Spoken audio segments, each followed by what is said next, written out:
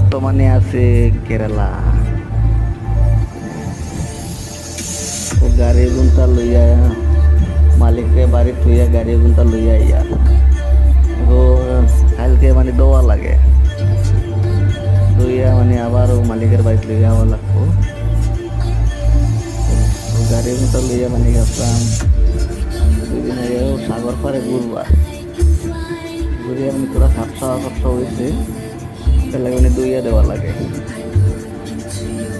আর দেখো না কেরালার রাস্তা কত মজার রাস্তা, গাঁয়ের ভিতরে ভিতরে রাস্তা কত ভালো রাস্তা, গাড়ি দৌড়াইয়া মানে বেলেগ পালাই লাগে ভালো রাস্তা।